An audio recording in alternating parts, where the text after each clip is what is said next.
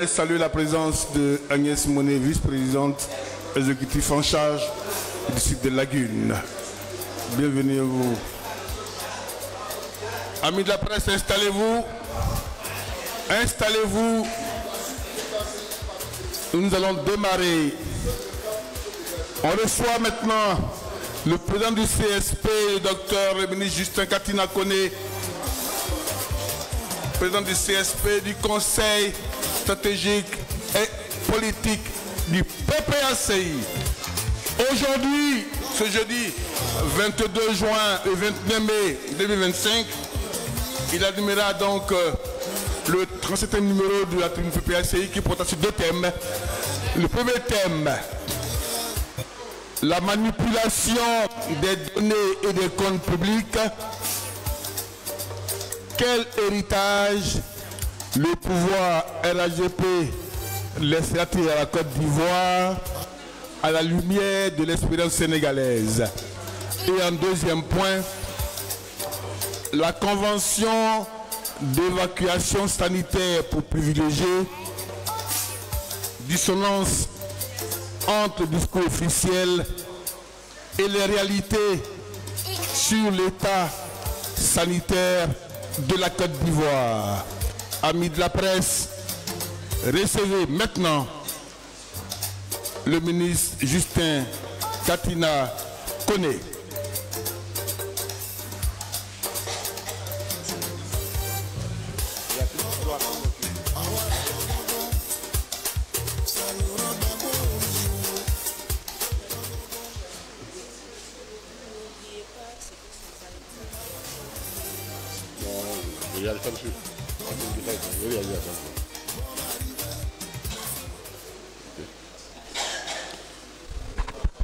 C'est bon? Merci.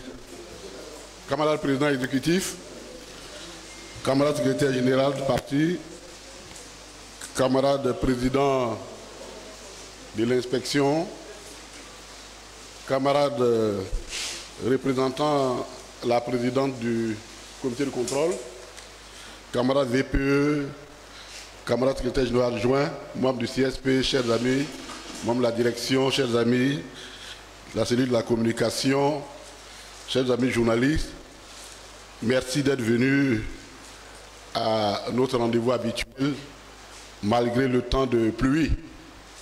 C'est la période de pluie. Et puis une petite anecdote, chez moi je suis un rainmaker. Ouais, dans ma culture, oui. Je suis issu de la famille qui fait tomber la pluie. Voilà. Donc, vous comprenez pourquoi, lorsque je dois... Ceux qui sont, ou bien n'est pas là, quand ils sont allés m'accompagner au retour de mon exil, ils ont été très bien mouillés. Hein? Ils ont été très bien mouillés, donc je ne suis pas surpris. Chers amis, la presse, merci d'être venus.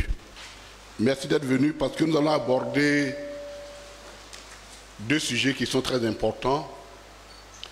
Nous allons aborder ces sujets en rapport avec la foi que nous avons que le président Laurent Gbagbo revient au pouvoir en 2025. Et cette foi fait que nous puissions anticiper sur un certain nombre de réflexions.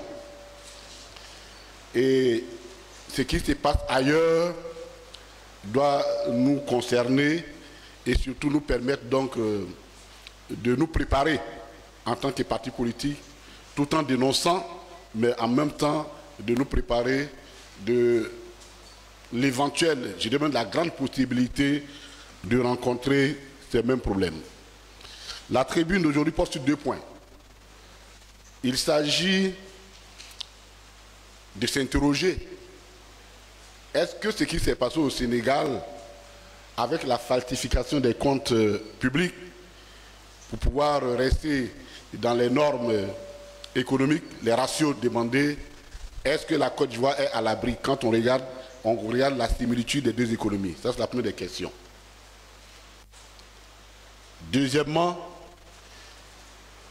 il y a la question encore scandaleuse, le scandale que les gens veulent minimiser, mais qui reste pour nous une question scandaleuse. D'ailleurs, la direction du parti a largement fait, il y a quoi, lundi, une conférence de presse sur la question, sur l'accord qui a été signé entre la compagnie Corsair et l'État de... Enfin, certaines institutions. Et il faut... On ne va pas revenir sur la déclaration déjà très bien faite et forte de notre parti, mais soulever des questions d'ordre technique qui nous interrogent et qui nous permettent de savoir quelle est la nature, la gouvernance du RHDP. Et évidemment, vous comprendrez quand nous allons rentrer dans les détails sur la santé, sur les données de santé telles qu'elles ont été fournies par nos techniciens. Je voudrais saluer le ministre Issa Malik, président de l'inspection, tous les camarades qui sont de la santé, tout et autres, qui nous ont donné des chiffres. Et quand on a fini de regarder ces chiffres, on comprend pourquoi eux, ils sont obligés d'aller se soigner là-bas. Donc voici les deux sujets. Alors de quoi s'agit-il pour le premier point? C'est une approche didactique pour que nous comprenions le monde dans lequel nous sommes, comment des gens peuvent contrarier une révolution, même casser l'espérance d'un peuple qui a élu quelqu'un sur un programme, alors que dans la réalité, les décideurs et ceux qui détiennent les manelles de pouvoir sont ailleurs. C'est ce qui s'est passé au Sénégal. Et nous allons prendre le cas du Sénégal, nous allons le rapprocher au cas de la Grèce, et vous allez comprendre pourquoi est-ce que ça nous inquiète ici. De quoi s'agit-il? Au Sénégal, le 24 mars 2024, Diomaye Faye a été élu président sur la base d'un programme du PASTEF, qui est leur parti politique, qui est un programme de rupture totale avec ce qu'on a l'habitude de voir. Un programme de rupture auquel a massivement adhéré le peuple sénégalais, qui remettait en cause, ce programme remet en cause un certain nombre de principes fondamentaux de l'ordre établi et qui maintient les pays africains dans une certaine logique économique et sociale. Ils ont décidé, eux, de rompre avec. C'était leur volonté. Et le peuple les a suivis massivement parce qu'ils ont gagné l'élection présidentielle au premier tour et ils ont gagné l'élection législative de façon écrasante. C'est dire que le peuple sénégalais veut la rupture, voulait la rupture, et cela ressemble exactement trait pour trait à ce que nous vivons aujourd'hui, parce que le peuple ivoirien veut effectivement sortir de l'ornière dans laquelle on plonge, le RHDP les plonge. Donc, rupture, programme de rupture, décision forte, programme social hardi. C'est un peu, on pourrait dire, le versant démocratique de ce qui se passe dans les pays de l'AES, et qui est également l'expression de la volonté commune des Africains. C'est une soif que les Africains expriment de pouvoir sortir et de se dessiner eux-mêmes leur propre destin. Et ça, c'est important pour qu'on comprenne ce qui se passe par la suite. Et pour qu'on comprenne pourquoi ce sujet nous tient à cœur et pourquoi nous-mêmes, en tant que PPACI, nous devons nous interroger et nous approprier de ce sujet. Et puis, ils prennent le pouvoir subitement. Dès les premiers moments, ils se rendent compte qu'il y a un problème au niveau de la comptabilité publique. Que les comptes publics ne sont pas ce qu'ils sont censés ou réputés être. Là, ils posent un problème de sincérité. Ils le disent déjà en septembre 2024, mais l'administration sortante dit non, c'est pas vrai, c'est du mensonge, ce sont des procès d'intention, c'est pas vrai. C'est ce que l'administration de Macky Sall répond. Et en février 2025, la Cour des comptes du Sénégal révèle que pendant le deuxième mandat de Macky Sall de 2019 à 2024, il y a eu une décision très consciente de sous-estimer le stock de la dette pendant des années précédentes. C'est-à-dire, le gouvernement sortant a falsifié volontairement, c'est-à-dire ce n'est pas une erreur d'écriture. On peut commettre des erreurs d'écriture comptable, mais falsifier ouvertement la comptabilité pour pouvoir rester dans une certaine logique.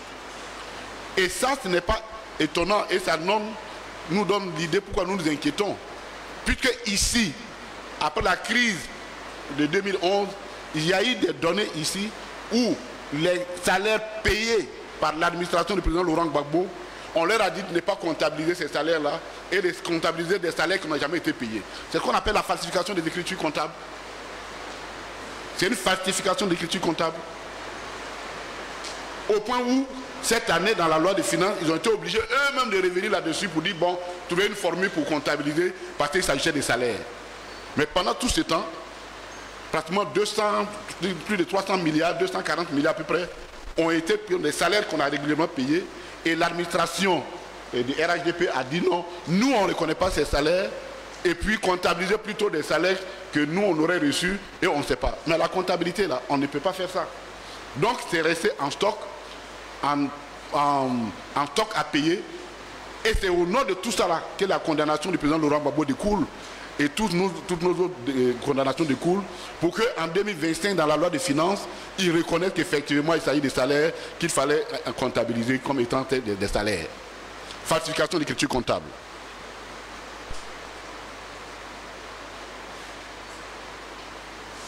Et,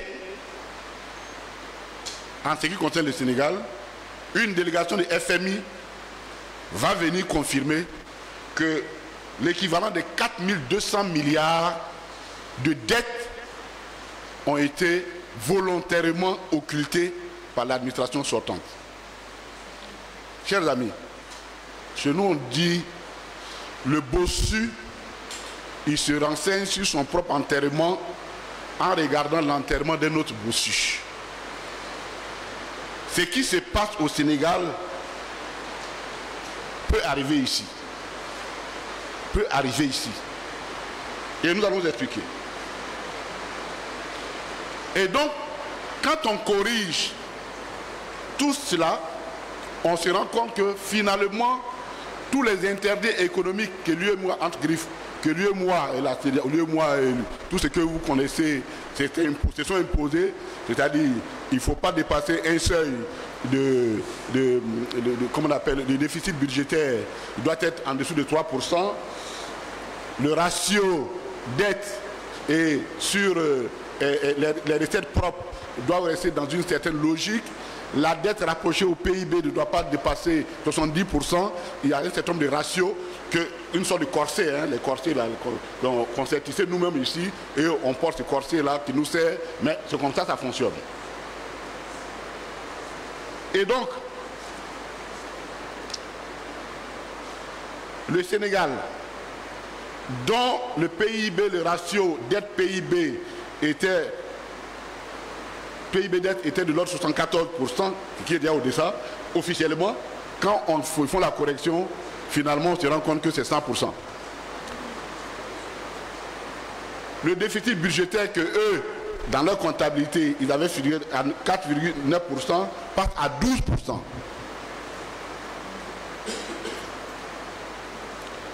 Et donc, et comprenez très bien, le FMI, se basant sur ça, décide de geler les accords qu'ils avaient déjà avec l'ancienne administration et donc dit il faut renégocier un nouveau partenaire avec nous.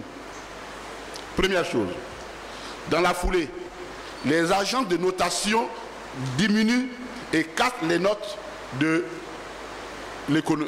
Sénégal. Mais pourquoi c'est important de le dire? Parce que du coup, le Sénégal est obligé, quand on casse vos notes, donc vous apparaissez comme des pays à risque, et donc votre dette, votre emprunt devient plus cher à l'international. Voilà. Pour simplifier, je prends lui le PEC à la banque là. Si le PEC a plus d'argent que moi dans notre banque, quand je vais demander crédit, le PEC et moi on n'a pas les mêmes risques. On va regarder, lui là il peut payer pour lui, mais toi là t'es pas très sûr. Donc on n'a pas les mêmes risques, on n'est pas traité de la même façon. C'est exactement la même façon que les États fonctionnent. Donc les agents de notation disent, ok le Sénégal, on casse vos notes, qu'est-ce qui va se passer finalement? Les nouvelles autorités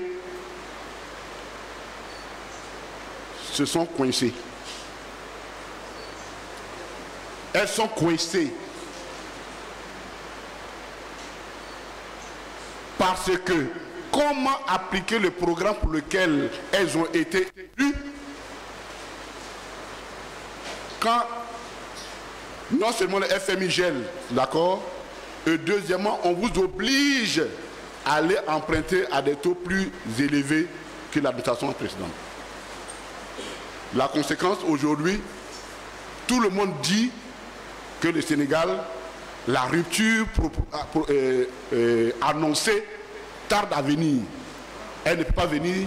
Et il y en a même qui commencent à faire passer l'administration du gouvernement de Sonko et l'administration de Diomaye Faye comme étant des traites parce qu'ils ne peuvent pas satisfaire les besoins, l'engagement qu'ils ont pris. Ça, prenez cet exemple et vous allez comprendre pourquoi c'est inquiétant. Pourquoi la question de la dette, pour nous, en tant que parti souverainiste qui se bat pour prendre le pouvoir et corriger ce nombre de trajectoires, peut nous être fatale si nous ne sommes pas rigoureux sur ces questions-là. Parce que le cas du Sénégal n'est pas nouveau. Il faut remonter en 2015 pour voir ce qui s'est passé en Grèce. Même schéma. En 2015, Alexis Tsipras est élu, son parti de l'extrême gauche, l'équivalent de Mélenchon, quoi, actuellement en France, arrive au pouvoir en Grèce, en 2015. Et quand ils arrivent en Grèce, ils arrivent sur la base d'un programme de rupture. Il dit on ne rentre plus dans la Troïka parce que la Grèce était, après la crise des subprimes là, la Grèce était compressée. Il y avait même 4 pays qu'on appelait, qu'ils appelaient PIG. PIG, c'est les ports.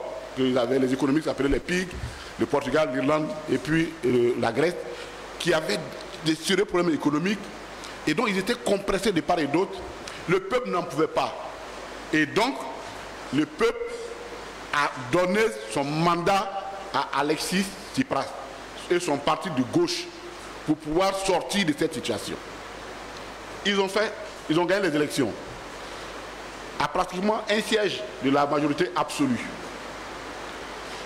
Le temps qui ont suivi l'été qui a suivi, les mois qui ont suivi, ils ont fait un référendum au peuple pour demander est-ce qu'on sort de l'austérité qu'on nous impose, que nous impose la Troïka. La Troïka, c'était la Banque centrale, l'Union européenne, la Commission de l'Union européenne, la BCE, la Banque centrale de l'Europe, et puis le FMI, la Troïka. Il est pressé, c'est-à-dire le peuple grec n'en pouvait plus. Comme aujourd'hui, exactement ce qui passe en Côte d'Ivoire. Alors, le peuple vote. Et Tsipras fait appel à il convoque un référendum. Le peuple vote le référendum à 60% pour la volonté de Tsipras de quitter l'austérité. Démocratique, nette. Dès qu'il finit, les jours qui suivent, le monde entier annonce que la comptabilité grecque a été falsifiée depuis 1900, depuis son entrée à l'Union européenne. Donc on leur impose un certain nombre d'exigences. Tous les créanciers demandent qu'on leur rembourse, qu'ils soient remboursés. La Banque centrale de la Commission européenne leur dit, écoutez, nous on ne peut plus financer, parce que votre système que vous avez pris là, l'autre option, on ne peut plus financer ça. Qu'est-ce que les Grecs ont fait? En 2019, Tsipras a perdu les élections, tout simplement parce qu'il est apparu aux yeux du peuple comme étant un traître. Il n'a pas été capable de leur apporter la solution. Et ceux qui avaient plongé la Grèce dans cette situation, c'est-à-dire la droite, qui avait corrompu sa comptabilité pour pouvoir rentrer dans l'Union européenne et que l'Union européenne savait, ils ont utilisé l'arme de la dette pour casser la volonté du peuple grec de sortir donc de la situation qu'on leur imposait, qu'on lui imposait, et finalement l'espérance de la rupture a tourné court. Deux exemples qui nous interpellent. C'est vrai qu'aujourd'hui, nous n'avons aucune donnée qui nous permet de dire que nous allons observer, nous allons avoir on aura les mêmes, quand je dis, on l'affirme parce que nous allons prendre le pouvoir, qu'on va observer les mêmes choses. Mais, quand on regarde la structure des deux économies des deux pays, la pratique gouvernementale de l'administration Macky Sall et celle actuelle, on a toutes les raisons d'avoir peur. Politique économique basée sur les infrastructures. Plan du Sénégal émergence 2020. Plan de la Côte d'Ivoire émergence. Le Sénégal était aussi dans un plan d'émergence 2020. Côte d'Ivoire, plan d'émergence 2020. Emprunt pour faire des infrastructures. Blim blim. La Côte d'Ivoire fait la même chose.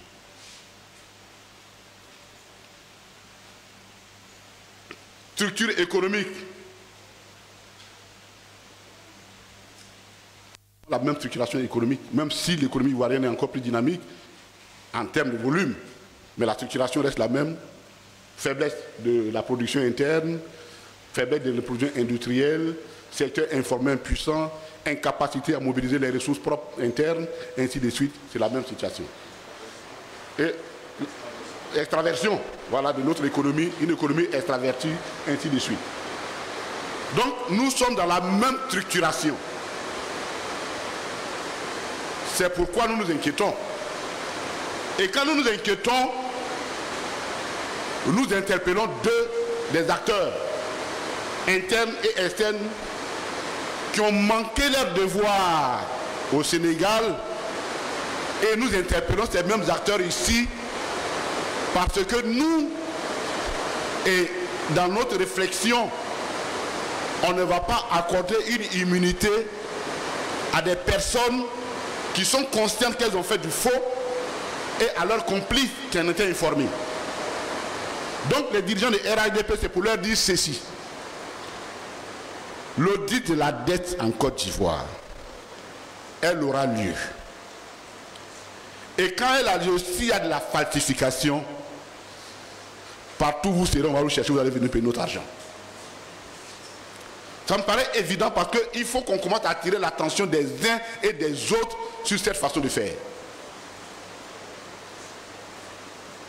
On souhaite ne pas retrouver la même situation. Même si au plus profond de nous, parce qu'aujourd'hui, autant que tu veux, vous demandez à un quel est le volume de la dette, il va te dire un montant. 30 minutes, il demande à la même personne, il va te donner un autre montant. Tu prends une autre personne, on ne connaît pas exactement quel est le volume de la dette de la Côte d'Ivoire. Si tu n'es pas sorcier, tu ne peux pas savoir ça. Ça, c'est l'administration qui va sortir. Il reste la Cour des comptes. C'est vrai que la Cour des comptes du Sénégal, aujourd'hui, elle apparaît comme elle va jouer le rôle de héros parce que c'est elle qui a révélé. Mais enfin, on est quand même curieux de savoir pourquoi c'est maintenant. Pendant 5 ans, ils ont jugé les comptes de Macky Sall, de l'administration Macky Sall, et puis subitement, quand il s'en va, qu'ils retrouvent la plénitude de leurs compétences, et il dit, ah oui, non, non, non, il y a eu du vol, comment on appelle, la corruption. Non, un magistrat reste un magistrat. Tu ne peux pas couvrir les manquements graves d'une administration dont tu es censé contrôler, et matin pour dire, non, moi je vais geler les héros. Non. Ça aussi, on ne peut pas, l'immunité là, il ne peut pas sortir de l'immunité parce qu'on aura du mal à croire que pendant 5 ans, les magistrats de la Cour des comptes du Sénégal n'ont pas compris qu'il y avait quelque chose. Mais quand je parle de la Cour des comptes du Sénégal, je regarde également la Cour des comptes de Côte d'Ivoire. S'il s'avère que ces genres de falsifications existent et que volontairement vous cachez ça, vous serez tenu responsable également. Aucune immunité ne peut être donnée à quelqu'un qui accorde la complicité à une falsification de la comptabilité publique. Donc, en interpellant notre regard sur la Cour des comptes du Sénégal, c'est un regard, un appel à des pieds que nous faisons à l'endroit de la Cour des comptes. C'est la même chose que l'Assemblée nationale. C'est vrai, les députés, excusez-moi, mais c'est la même chose. Vous avez, la loi vous dit que vous avez le droit, c'est vrai que c'est très restreint et il faut qu'on sorte de ça aussi. C'est très restreint et dans le programme, dans la vision du président Gbagbo, il faut effectivement qu'on donne plus de pouvoir à l'Assemblée nationale pour effectuer son contrôle, son rôle de contrôle budgétaire, son rôle budgétaire. Parce que l'Assemblée nationale intervient dans la loi de... C'est elle qui vote la loi de finances, donc le budget, et c'est elle qui vote la loi de règlement, qui vient dire, oui, vous avez exécuté le budget dans les conditions normales, ainsi de suite. Ah ben, si on se rend compte que ce n'est pas vrai, on va vous appeler aussi. Hein. Ah oui, mais parce que vous avez fait une loi de règlement, sauf à prouver que vous avez caché, qu'à vous aussi on a caché la vérité. Mais au-delà de ça, ce sont en interne. Et les complicités externes. Quand j'ai écouté le chef de la délégation de la mission de FMI au Sénégal, je me suis dit, les gens ils se moquent de nous, quoi. Il dit que lui, il est surpris. Eux sont surpris, vraiment, c'est pas possible, ainsi de suite. Je rappelle que le FMI est le gendarme des économies du monde depuis 1944. Et le FMI avait un programme signé avec l'administration précédente, sous certaines conditions qu'il venait évaluer régulièrement. Le FMI ne peut pas venir dire qu'eux là, ils n'étaient pas au courant de ce qui s'est passé au Sénégal. Ça, j'aurais du mal à comprendre. Alors il faut qu'on s'inquiète.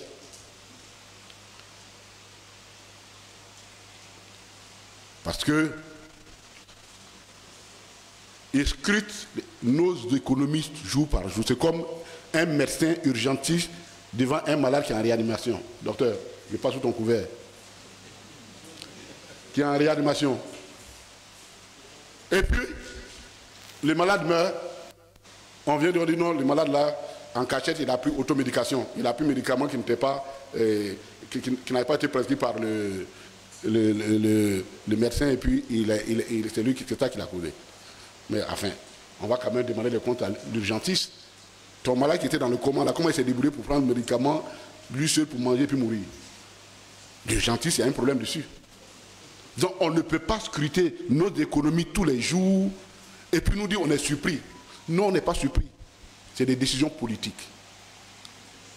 Et quand vous allez voir, dès que le FMI a pris sa décision, les agents de notation, elles aussi se sont proclamées sentinelles des économies et qui donnent des notes. Oui, toi, tu as bien travaillé, B+, toi, c'est pas B-, ainsi de suite. Et au vu de ça, les marchés financiers, les marchés des capitaux fonctionnent, entretiennent des rapports en tenant compte de ces notations.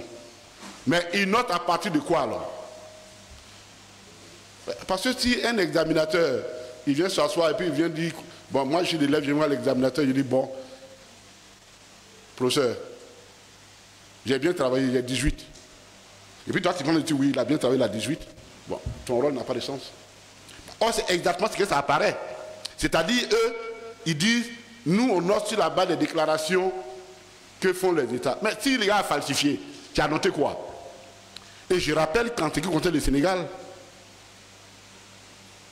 un an avant qu'ils ne partent, ils sont allés sur le marché des fonds, le marché des capitaux. Ils ont pris des eurobonds de 750 millions d'euros, au même titre que la Côte d'Ivoire. Et donc, c'est-à-dire que sur la base de leur notation, ils sont allés prendre des dettes sur le marché des capitaux. Donc, vous ne pouvez pas nous dire que vous n'êtes pas au courant. Tout ça là, pourquoi nous faisons ça? Parce que nous avons un programme de rupture. Parce qu'on ne peut pas continuer à ce que le RHDP nous propose. Et ce programme de rupture va nous amener à prendre des décisions. Mais qu'est-ce que le message que le FMI et les agents de notation nous donnent?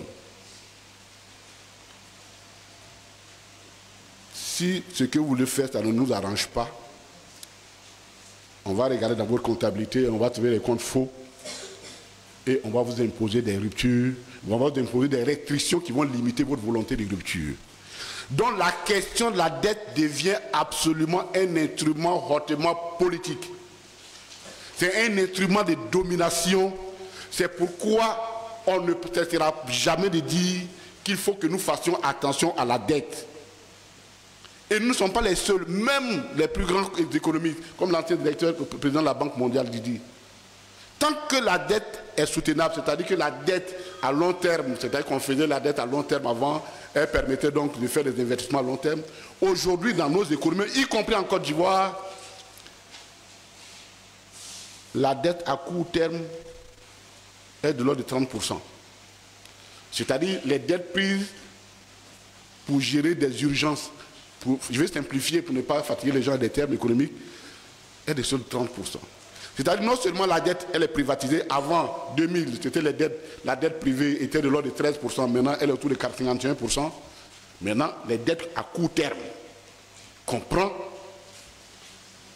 représentent 30% du stock de la dette des pays africains. Donc, à tout point de vue, nous sommes en train d'être étranglés. Et donc, quand nous allons venir au pouvoir, ils vont nous faire sortir ça. Ah oui, on a regardé vos comptes, c'est pas clair. Bon, ainsi de suite, ainsi de suite, ainsi de suite. Nous leur disons que c'est maintenant, ils n'ont qu'à aller contrôler la comptabilité du gouvernement en place pour nous dire quelle est la réalité des comptes de la place. Parce que le peuple ne va pas suffire pour les turpitudes des autres. Nous n'allons pas porter le poids des autres. Je disais, comment on appelle, un article du Monde, en faisant l'année, le bilan annuel, l'an 1 de l'administration Bachirou, il dit la rupture a été moins profonde que ce qui était attendu. Et c'était avec beaucoup de soulagement d'ailleurs que l'article est écrit. Il le disait avec beaucoup de soulagement. Mais comment voulez-vous que ceux qui sont élus se présentent devant leur peuple? Quel regard on porte sur eux? Chers amis, on a voulu faire ce point-là. Il est très détaillé dans le document qu'on va vous remettre. Il est vraiment bien fouillé. Mais on a voulu faire ce parallèle pour que vous compreniez pourquoi nous inquiétons sur la question de la dette. Et la question de la dette, il faut qu'elle soit clarifiée. Et elle sera clarifiée pour que chacun assume et prenne sa part de responsabilité.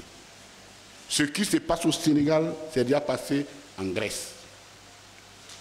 Et ça peut bien se passer en Côte d'Ivoire. Parce que nous avons les mêmes, nous sommes en face de la même structuration et de la même philosophie économique. Ça, c'était le premier point. Le deuxième point concerne la Convention pour les heureux élus.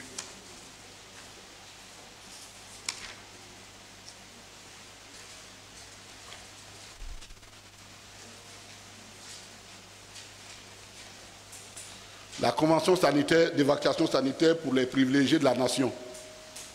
C'est comme ça qu'il faut l'appeler. Hein? C'est pour les privilégiés de la nation. Le titre, comme nous avons dit, c'est la dissonance entre le discours officiel et les réalités sur l'état sanitaire en Côte d'Ivoire.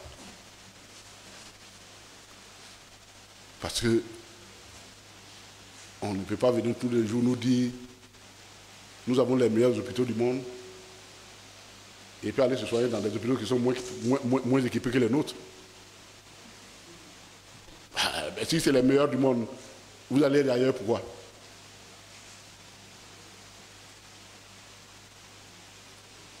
Sauf s'ils ont des guérisseurs en France, là-bas. Peut-être les pathologies, c'est des guérisseurs qu'il faut voir. Ils ne peuvent pas trouver dans le bouton. Non, soyons sérieux. Le parti s'est prononcé déjà sur cette question et nous n'allons pas cesser, malgré on entend des allégations des uns et des autres, d'ailleurs qu'on va leur répondre. Ce matin, on a entendu le président de l'Assemblée nationale qui essaie de se justifier sur l'injustifiable et on va leur répondre. La question est d'autant plus importante que nous allons convoquer un CSP spécialement sur cette question-là pour écouter nos députés, puisque ensemble, les aligner, ensemble les accuser. Et donc, nous prenons tellement cette affaire au sérieux que le mardi prochain, nous allons avoir un CSP et nous allons écouter nos députés sur cette question. Qu'est-ce qu'il en est réellement? Le parti veut savoir qu'est-ce qu'il en est réellement, ce qui se passe réellement. Pour vous dire que nous sommes très à cheval sur le sérieux de cette affaire. Parce qu'il s'agit d'un scandale. Il s'agit d'un scandale, pas plus, pas moins. Et quand les gens font de l'amalgame pour noyer le poisson, on va leur faire les détails pour qu'ils ne nous perdent pas le temps et ils n'essaient pas de nous éloigner de l'essentiel. Il nous a été révélé au cours d'une cérémonie somptuaire que les institutions de la République de Côte d'Ivoire ont signé un accord de transport avec une compagnie aérienne. Bon, on a fini certainement sa publicité que, on va dire le nom, mais moi je ne voulais pas dire le nom pour l'enregistrer à la publicité, et que celle-ci consiste à faire des abattements sur les billets d'avion. Tenez-vous bien, pour les membres des institutions et pour leurs familles. Et on va apprendre le même jour que ce n'est pas tout. Et ce n'est pas de la bouche de n'importe qui.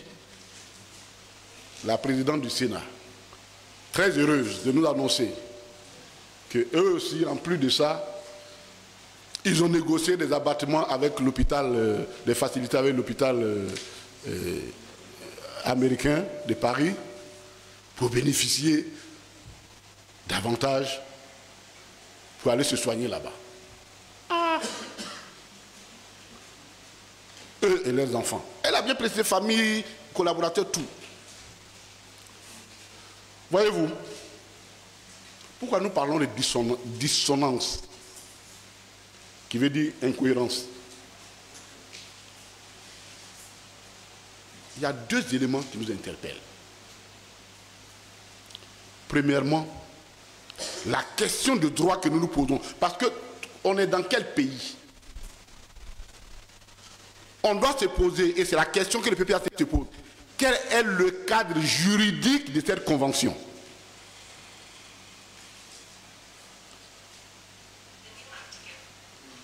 Parce qu'en droit ivoirien, en tout cas si nous sommes encore dans une république,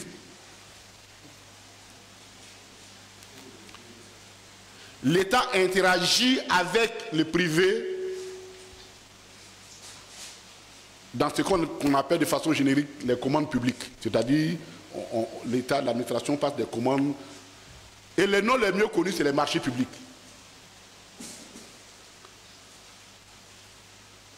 C'est-à-dire le président de l'Assemblée nationale, le président du Sénat, le président de la République, encore quelques exceptions près, puisque lui, il a un budget hors contrôle. Les institutions, l'administration, ne prend pas l'argent dans la poche pour se promener, pour dire, bon, je vais acheter bic, donne-moi un bic, et puis il paie 100 francs, et c'est là il tombe dans son main, et puis je veux acheter cafetière. Non. Il y a une procédure de passation de marché public dans chaque pays.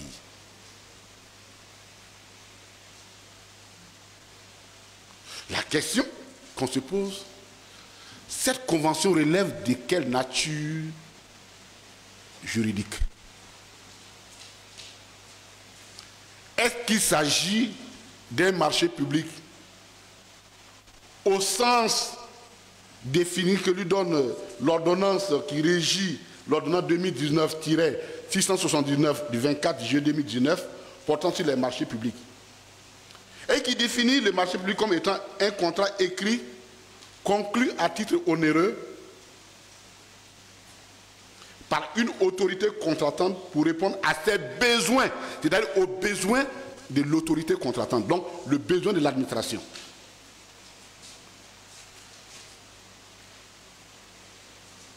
En matière de travaux, de fournitures ou de services. Voici comment l'article 1er définit, de cette ordonnance définit le marché public. Et le même article définit ce qu'on appelle autorité contractante. la personne morale de droit public ou de droit privé ou l'entité mentionnée à l'article 2 du présent code, signataire d'un marché public. Et l'article 2 va plus loin. L'article 2 du Code des marchés publics précise que les marchés passés par les institutions, structures ou organes de l'État créés par la Constitution, la loi ou les règlements, pour toutes leurs dépenses de fonctionnement et d'investissement sont soumis au présent Code. Il s'agit notamment de la présidence de la République, de l'Assemblée nationale, du Conseil économique, social, environnemental et culturel et de toute autre institution similaire. C'est-à-dire que ces structures-là ne peuvent en aucun cas rentrer en rapport économique ou financier avec un privé en dehors du cadre régi par cette loi-là. Mais quand on lit la combinaison de ces points, on dit que c'est pour les besoins de l'institution. Et c'est là où nous ne sommes pas d'accord avec les gens RADP. Ils se rentrent dans tout. Que l'Assemblée, et la dernière fois, le SG avait bien développé, le PEC, il avait bien développé ça ici. Que le gouvernement ou ses institutions, pour raison de bonne gestion, disent oui, nous avons des obligations internationales qui nous obligent à voyager. Oui, on peut négocier avec une compagnie ou n'importe quoi pour diminuer les frais de transport. Oui, ça peut rentrer dans le cadre d'une gestion normale, à condition qu'on nous détermine. Est-ce que c'est par appel d'offres qu'ils ont fait, public, ou bien c'est un gré à gré? Si c'est un gré à gré, qu'est-ce qui les empêchait d'être urgent d'attendre que et c'est la question que Air Côte d'Ivoire, qui va rentrer prendre ses vols bientôt, ne puisse pas bénéficier de ce gré à gré. Voici des questions de fond qui relèvent de la gouvernance du RHDP. Le reste là, ce n'est pas ça qu'on nous intéresse. La question de fond, quelle est la nature du contrat administratif de ce marché public qui veut que des gens qui ne soient pas membres de l'institution, donc les enfants, puissent bénéficier. Quelle est la forme? Est-ce qu'ils ont lancé un appel d'offres pour dire le gouvernement ivoirien, dans le cadre de ses mouvements à l'extérieur, cherche une compagnie qui lui fait des propositions. Et puis, il y a eu appel d'offres, les gens sont rentrés dedans, ouverts. Comment ils ont fait ça? Cette convention-là, elle a été passée comment? C'est ça la question du droit. C'est ça la question fondamentale. En plus du caractère hautement immoral et indécent.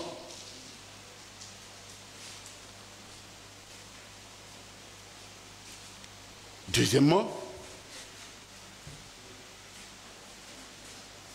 qu'est-ce qui justifie, qui donne droit, qu'est-ce qui donne... Et je vais vous rappeler quelque chose, chers amis. Voyez-vous, quand nous disons ces choses, le problème des RADP, eux croient que la Côte d'Ivoire est née le 11 avril 2011. Pour eux, quand ils parlent, ils pensent que la Côte d'Ivoire... Non. Nous avons une expérience. Et je suis heureux que quelqu'un de la dette, l'un des spécialistes de la dette de la Côte d'Ivoire soit là, parce qu'il a beaucoup travaillé.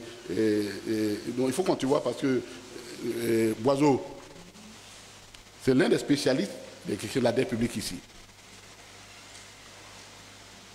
On est allé en 2008 dans le cadre de la préparation du point d'achèvement PPTE pour aller discuter, rééchelonner nos dettes. Et une délégation est allée au Club de Paris. Le Club de Paris, ce sont les dettes bilatérales, c'est-à-dire les dettes entre États. Là-bas, la Côte d'Ivoire est partie avec un stock de sa dette pour dire, bon, voici ce que vous nous devez, État de France, vous nous devez, bon, vous et puis vos représentants, bon, on n'a qu'à voir comment on va gérer ça pour préparer le programme PPTE. C'est dans la salle que l'assistance hospitalière de Paris, qui est un organisme qui gère les CHU, fait sortir une note pour dire, voilà, vous nous devez pratiquement 2,4 milliards pour évacuation sanitaire. C'est-à-dire la délégation du ministre de l'économie et des finances, là-bas, lui, il va se rendre compte qu'on va l'informer qu'il y a crédit sur l'évacuation sanitaire depuis les années avant 2000, qui fait 2000, à peu près 2 milliards 400 millions de francs CFA. Ajoutez ça sur ce que vous nous devez. Mais nous, on n'est pas au courant. Il est ici. Après des discussions, on a été obligé d'intégrer cette dette-là dans le solde, le stock des dettes que nous devons défendre, nous devons traiter.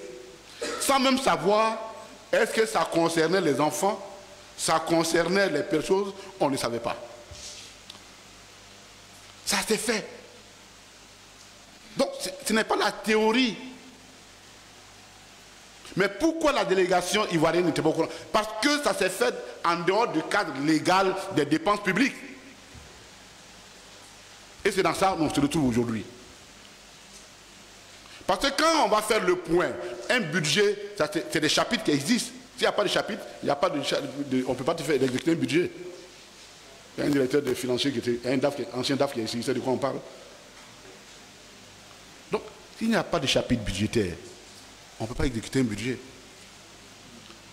Mais dans le chapitre budgétaire, là, est-ce qu'on a mis dedans, parce qu'ils vont mettre dessus voyage à l'étranger. Ça concerne quoi? Les membres des institutions ou leurs enfants. C'est la même chose pour l'hôpital de Paris, l'hôpital de Neuilly. Mais ça,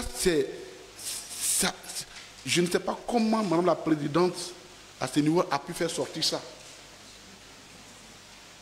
On peut aller, en plus de ça, on a un autre avantage, on va aller se soigner à l'hôpital américain avec des facilités. Aïe!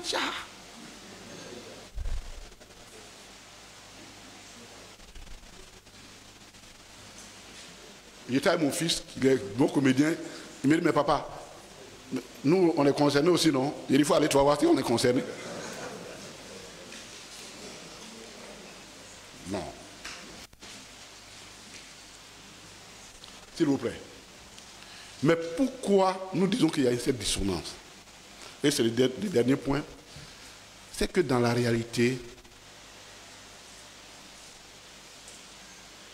le RHDP va nous laisser un héritage sanitaire grave. Et c'est ce qu'il fuit. Parce que tu ne peux pas, quelques jours avant, aller inaugurer un hôpital à Bouaké en disant qu'on y trouve tout ce qu'il faut ailleurs. Et puis le soir, venir dire non, nous là, on s'en va se soigner en France. Il y a un problème. Et s'il vous plaît, ce n'est pas les experts qui manquent dans ce pays-là. Même s'il y a une pathologie pour laquelle il n'y a pas d'experts, on peut aller les former. Mais pourquoi ils le font? Et on va vous expliquer. Parce que leur système de santé est mauvais. Et ce sont les propres chiffres que nous allons prendre pour illustrer. Merci aux médecins, merci à vous qui avez fait les recherches pour nous permettre d'avancer là-dessus. Et on va vous donner les chiffres et le classement que nous représentons.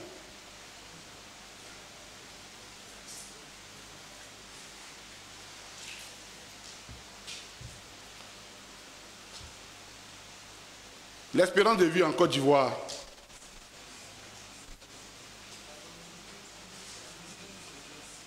Nous sommes 41, on occupe la 41e place sur 54 pays. Non, c'est pas moi qui le dis, hein, c'est écrit. Allez-y, l'OMS, plan de l'OMS, vous allez voir. 2024, pour le dernier qu'on a sorti, qu'on consulte, hein, en 2023, c'était encore plus grave. Hein. Bon, ils se sont débrouillés, ils disent qu'ils ont avancé quelque part. On est la Côte d'Ivoire, qui a l'économie la plus performante du monde, comme ils le disent. La première puissance économique de l'Afrique de l'Ouest, à la deuxième après le Nigeria. L'espérance de vie, 41e place. Même le Libéria est devant nous. Le Togo est devant nous. La Mauritanie est devant nous. Non, je vous l'ai dit. Je vous l'ai dit. Le Ghana, le Sénégal, le Rwanda, la Mauritanie, l'espérance de vie de la Côte d'Ivoire, d'après leurs petits calculs, ils disent que c'est 61,94 ans. C'est ce qu'ils disent. Quand on sait que chez moi là-bas, il y a au moins 60% des décès qui ne sont pas déclarés. Bon, donc, c'est ceux qu'on déclare, c'est ceux qu'on fait pour faire la moyenne. Le Ghana, c'est 65,5 ans. Le Sénégal, 68,68 ans. Le Rwanda, 69 ans. La Mauritanie, 68 ans. Le Gabon, 68 ans. Le Cameroun, 66 ans.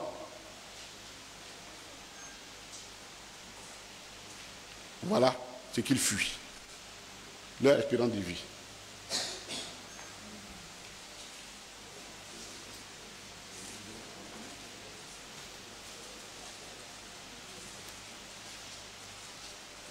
Ils ont créé quelque chose qu'ils appellent CEMU.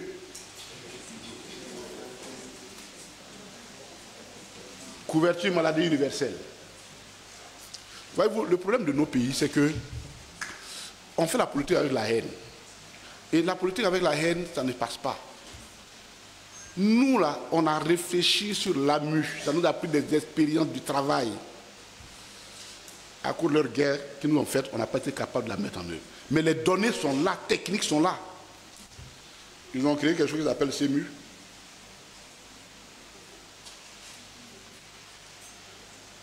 Et qui, seulement 20%,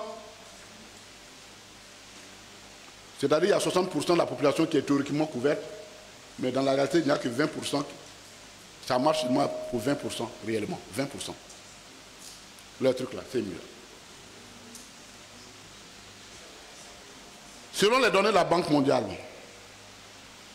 la Côte d'Ivoire a l'une des rubriques de dépenses de la santé publique la plus faible. 5,3% du PIB, là où Abuja, ce qu'on appelle l'accord d'Abuja voulait que... Non, c'est pas Abuja, c'est plutôt... Abuja voulait que on consacre 15% des dépenses, 15% du PIB aux dépenses de la santé. Nous, on a 5,3%.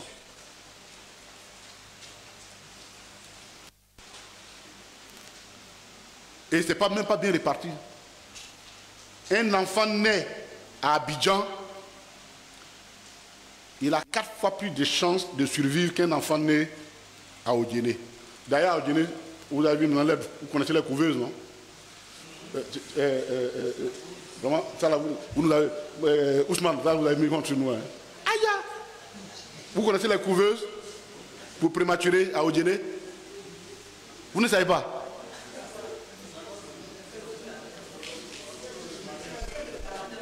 Un enfant prématuré, quand il naît avec des insuffisances immunitaires, c'est-à-dire qu'il ne peut pas respirer, la déficience immunitaire, donc on le met dans une couveuse pour lui donner ils ont tellement investi dans les couveuses à Odiéné que les prématurés, c'est dans les bouses de vaches qu'ils se couchent. Vous savez, l'enfant prématuré naît, la maman prend l'enfant et s'en va à l'abattoir pour aller coucher l'enfant et le couvrir avec les bouses de vache. On est à l'antenne, il y a des noms, c'est le nom propre, pour ne pas dire autre nom. Bouses de vache, vous connaissez ce que ça veut dire, non? Ah non, voilà.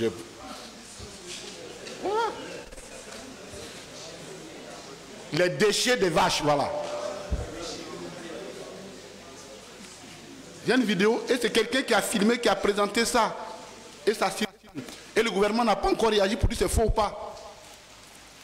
On voit les enfants couchés, les enfants nés, on voit à peine leur visage qui sont couverts par la boue de vache.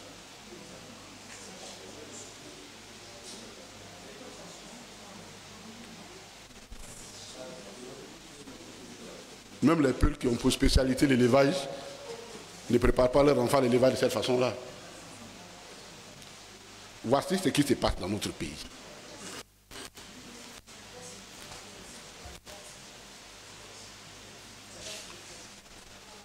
Un Ivoirien paye 60% de ses soins de sa poche, contre 35% en moyenne en Afrique de l'Ouest.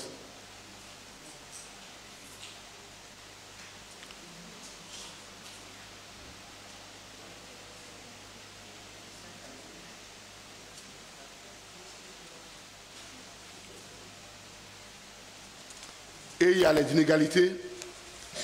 Comme le disaient les gens, pour le RHDP, Abidjan s'arrête, la Côte d'Ivoire s'arrête à Abidjan. Tout près ici, ça ne va pas loin.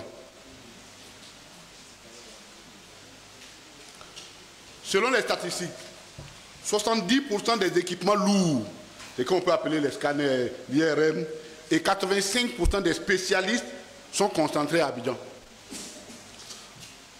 Non, nous là. Nous pour lesquels on a pris les armes. Pour défendre notre cause. On n'est pas dedans.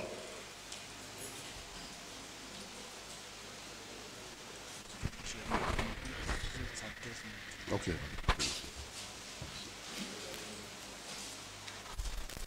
Donc nous, on n'est pas dedans. 70% des équipements lourds et 85% des spécialistes. Et on vous dit, quelqu'un qui fait un accident, un traumatisme crânien grave à Bouna, il faut qu'il descende jusqu'à... pour arriver chez les Atiers. S'il a la chance, pour avoir un scanner sur place. Mais ils ont la chance, ils ont un scanner parce qu'il y a un Premier ministre là-bas. C'est un scanner Premier ministériable.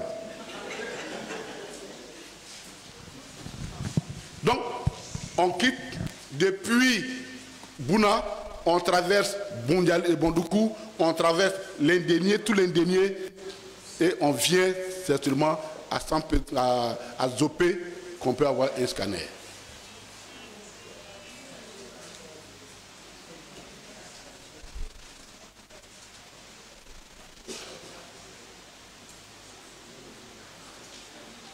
À l'intérieur, il y a un médecin pour 25 000 habitants, contre un médecin pour à peine 5 000 habitants à Abidjan. 40% des salles de santé ruraux sont sans salle d'accouchement. 40%. Les femmes, là, nos mamans, les matrons continuent d'exercer leur métier. 0 IRM public hors d'Abidjan. Alors qu'au Ghana, on en compte 25 et au Sénégal, 12. 0 IRM. En dehors d'Abidjan.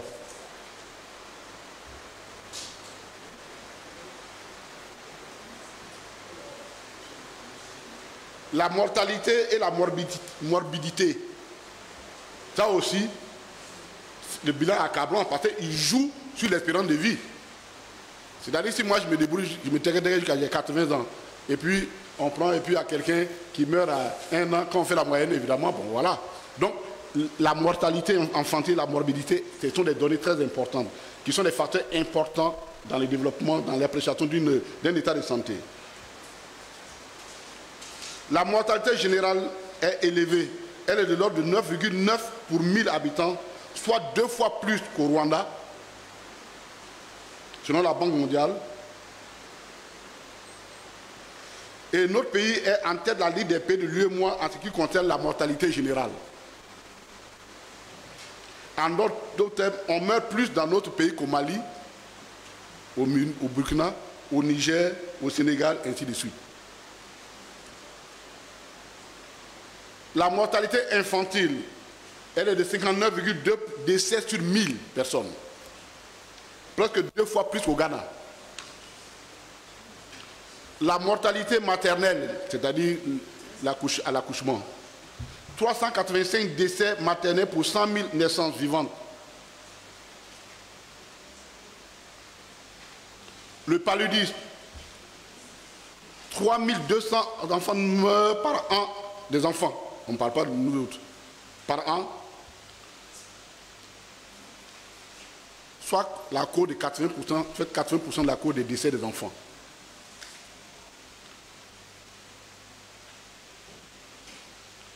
Alors que, au Ghana, avec 4 millions de cas, il n'y a seulement que 1500 décès. Nous, on fait le double.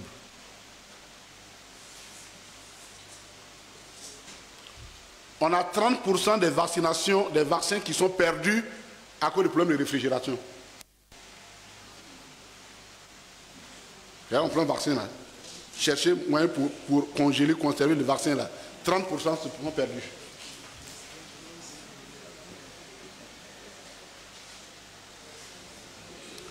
En ce qui concerne les dépenses du budget annuel, seulement 7,29% du budget annuel sont alloués à la santé, contre 13% ne fait que pour le Burkina Faso et 8% pour les pays à région au même niveau que nous.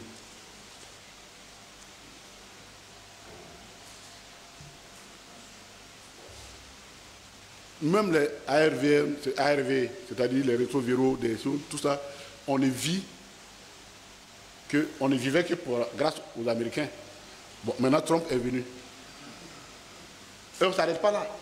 La dernière fois, je parlais avec quelqu'un, une spécialiste qui me disait, une dame, médecin, qui travaille à l'USAID avant, qui dit, même l'oxygène dans nos hôpitaux, c'est-à-dire l'oxygène respiratoire qu'on donne, était fourni par l'USAID. Aujourd'hui, ils n'en fournissent plus. Donc, pratiquement, les centres sont en panne d'oxygène.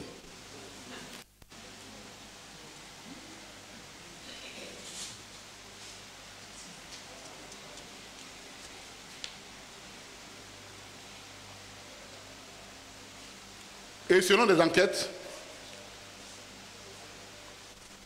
il y a 35% de nos compatriotes qui renoncent aux soins de pauvreté, qui renoncent aux soins pour cause de pauvreté. Là, ils ne vont pas à l'hôpital à cause de la pauvreté.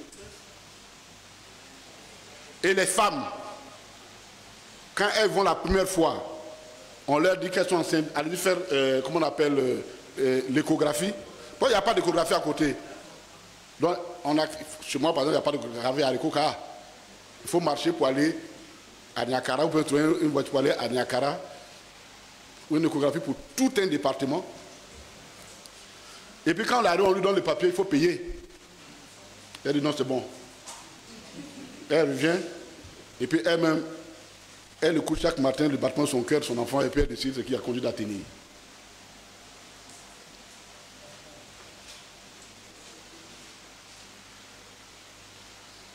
La qualité des services.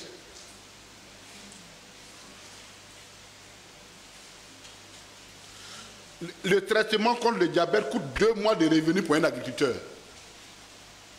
C'est là ici les malades diabète là, ça fait 2 mois de revenus pour un agriculteur. Si on achète bien son anacarde, parce qu'ils ont dit que l'anacarde c'est 450 francs le kilo, je vous dis qu'aujourd'hui, on vend l'anacarde dans certains coins, quand tu as la chance d'avoir 150 francs, tu as la chance. Sinon c'est 200.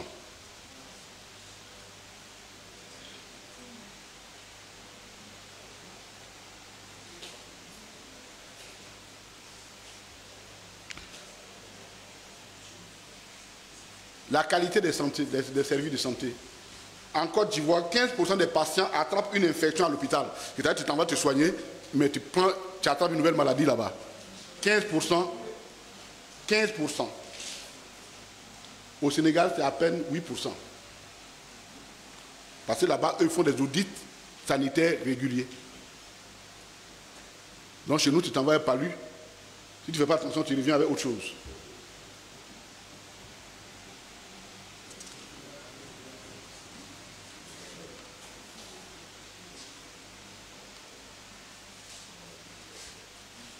Nous dépendons totalement du système pour les vaccinations, du système Gavi, c'est-à-dire le système américain. Des importations. On n'a pratiquement aucune usine publique de fabrication de médicaments en Côte d'Ivoire. Il y avait un pauvre qui en avait ouvert, Rouget, à Yopougon, un Américain qui est venu ouvrir. Et parce que le président Gbagbo était allé inaugurer l'usine, dès qu'ils sont arrivés, ils sont allés casser l'usine pour dire que c'était l'usine de Gbagbo. Donc, Rouget est fermé, il n'y a plus d'usine, voilà, un point trait. Le Sénégal fabrique ces tests PCR, les tests PCR là, c'est-à-dire l'examen du Covid là, nous on attend toujours, on les importe.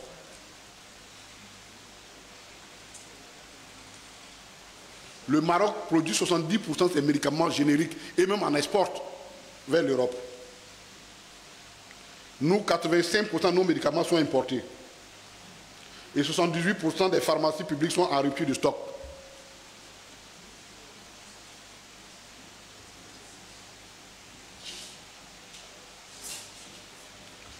Un pays comme le Rwanda a 200 centres de télémédecine, c'est-à-dire où tu peux rester chez toi et puis demander, je ne sais pas, expert, je consulte par voie, par télémédecine, un expert qui me dit, ah, voici les données, telle chose, et puis l'expert, nous, on n'en a pas. On n'en a que 12, eux, ils sont à 200 au Rwanda.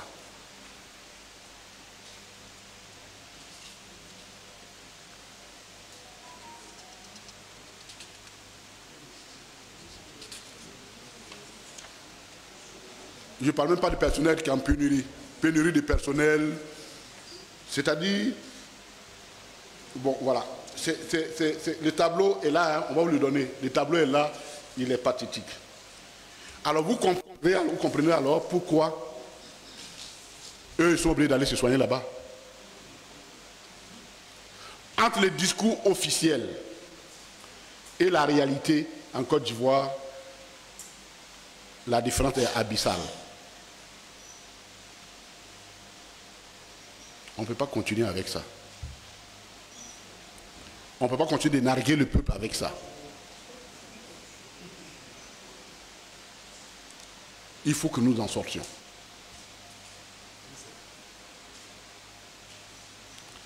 Trop de mensonges, trop de propagande inutile, trop de détournements de fonds,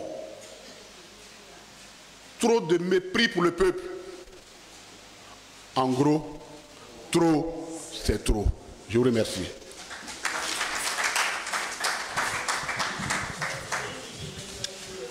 Amis de la presse. Attends, je finis rapidement. Un détail sur la gouvernance. Un détail. Je vais vous lire, vous dire, quand on dit trop, c'est trop là. Je vous lis un truc. Ferkessé-Dougou le 15 avril 2025.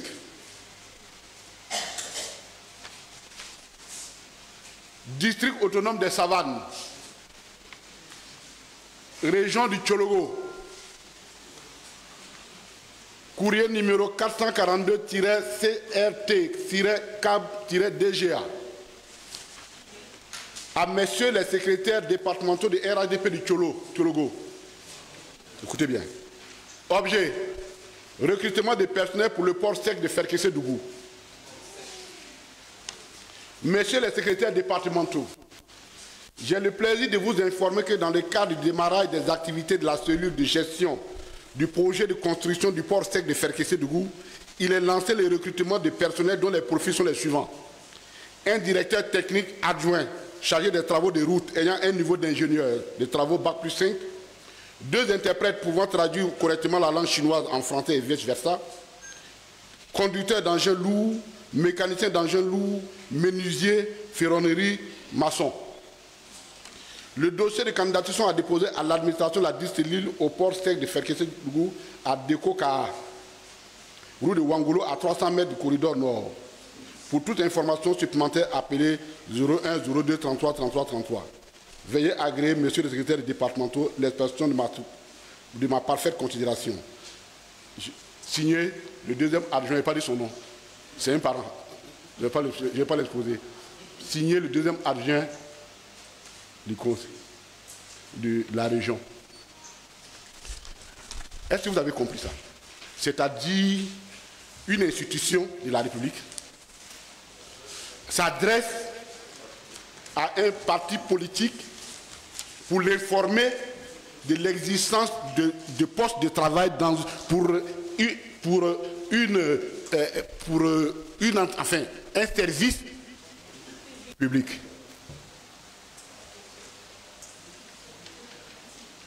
Ça veut dire qu'à Ferké, là, le port autonome sec de Ferké, le port sec de Ferké, si tu es PPACI, tu n'as pas le droit de travailler. Si tu es PDCI, tu n'as pas le droit de travailler. Il n'y a que eux seuls qui peuvent travailler. C'est inacceptable ça dans un pays. Ce ne se fait pas ça dans un pays.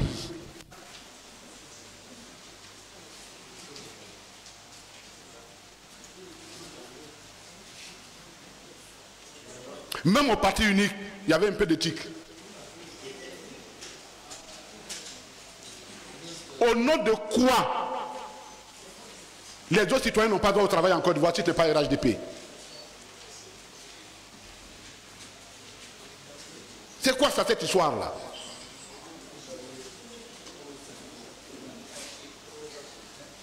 On ne peut pas accepter. Et les Ivoiriens disent trop, c'est trop. Merci beaucoup.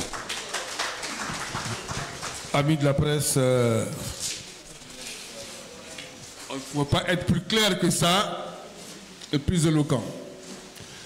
Je viens vers vous en vous demandant si vous avez l'envie de poser des questions. Le micro est à vous.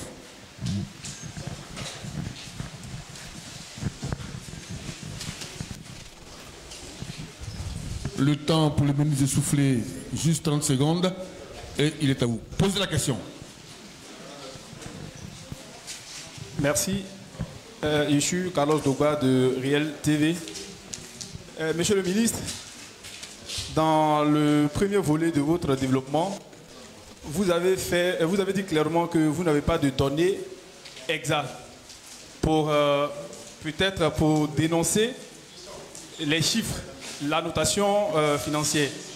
Voilà, donc je me demande maintenant si vous n'avez pas de données, des données, pourquoi est-ce que vous autorisez une telle conférence? Pourquoi vous arrivez à faire la conférence? Oui, la deuxième chose, vous voulez convoquer les députés PPACI. S'il arrive que les députés PPACI ont fait part de la convention, est-ce qu'ils vont rembourser les frais liés à la convention qui a été signée entre l'État et entre les différents ministères et conseils? Merci. Les institutions, et les conseils, est-ce qu'ils vont rembourser? Merci. Merci. Deuxième question.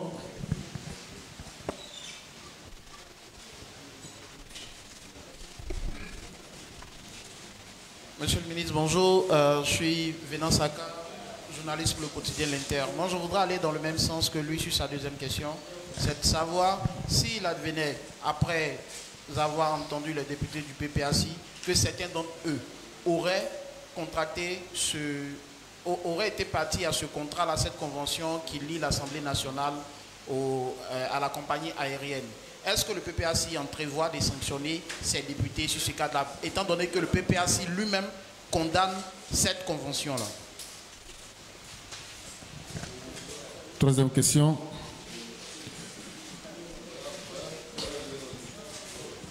Albert Zat pour Connexion Ivoirienne. Le lundi passé, il a été révélé ici que la dernière convention qui a été signée était secrète parce que aucun élu du PPACI n'était informé de cette convention. Est-ce que vous infirmez ou vous confirmez ou infirmez?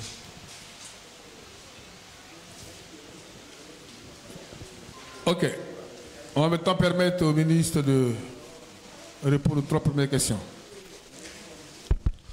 Monsieur le Real TV, nous sommes très prévoyants.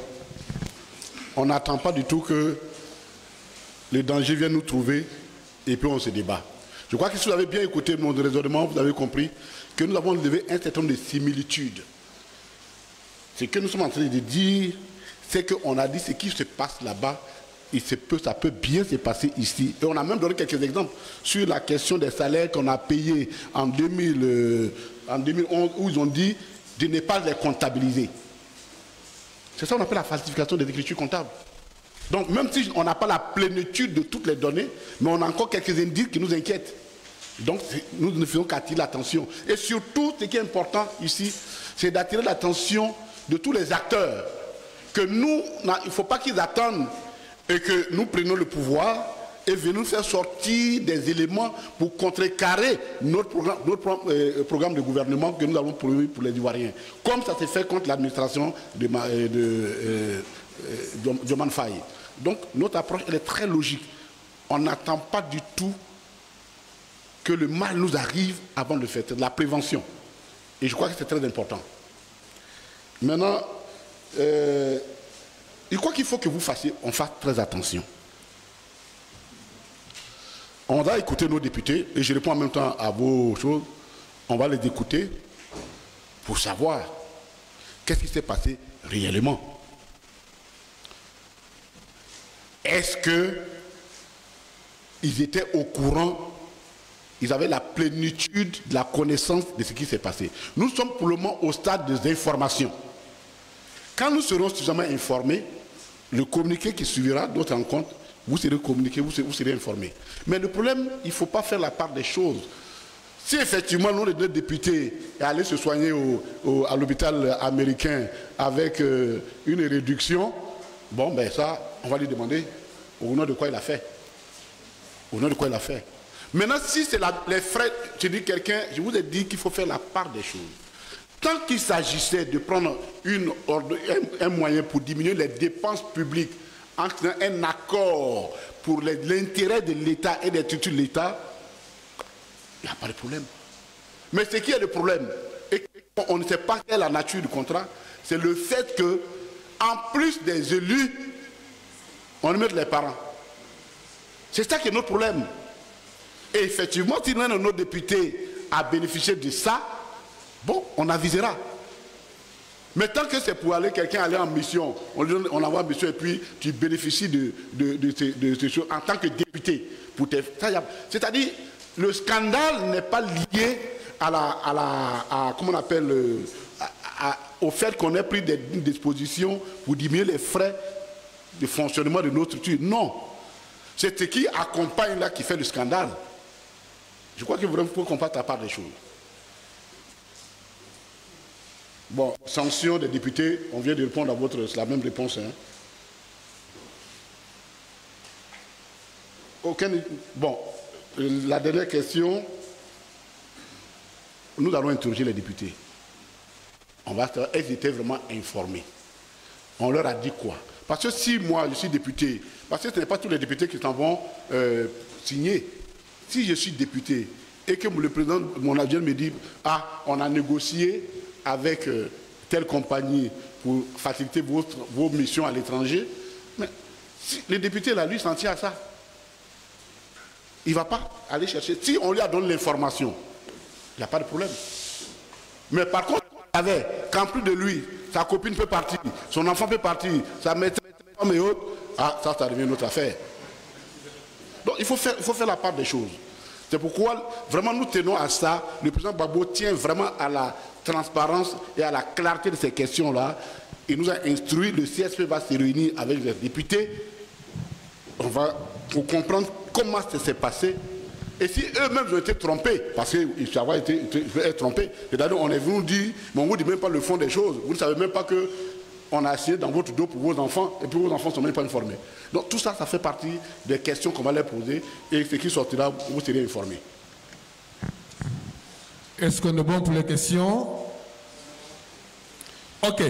Merci beaucoup. Monsieur le ministre, quel est votre dernier mot? Nous faisons, de plus en plus, nous parlons aux Ivoiriens. Nous attirons leur attention sur un certain nombre de faits. Je pense que très bientôt, le secrétaire général même sera venu de vous convoquer. Encore parce qu'on va de surprise en surprise dans ce pays-là. C'est-à-dire qu'il y a des choses auxquelles un homme normal n'y pense pas, ne pense pas, et puis on vient vous les donner et on les découvre. Le président n'a pas lancé le slogan « trop, c'est trop pour rien ». Il y a de l'exaspération. Il y a de l'exaspération. Et quand nous faisons ça, c'est pour interpeller à la fois les autorités, mais attirer l'attention du peuple aussi sur ce qui se passe dans ce pays. Notre pays va mal. Et c'est le sens du mot « trop, c'est trop ». Retenez ça. Trop, c'est trop. Et quand trop, c'est trop, il faut dénoncer trop, c'est trop. Je vous remercie. Merci, chers amis de la presse. Merci au ministre Kodé Katina. Ici s'achève donc le 37e numéro de la PPACI. Merci à vous, amis de la presse. Rendez-vous dans 15 jours pour de nouveaux sujets.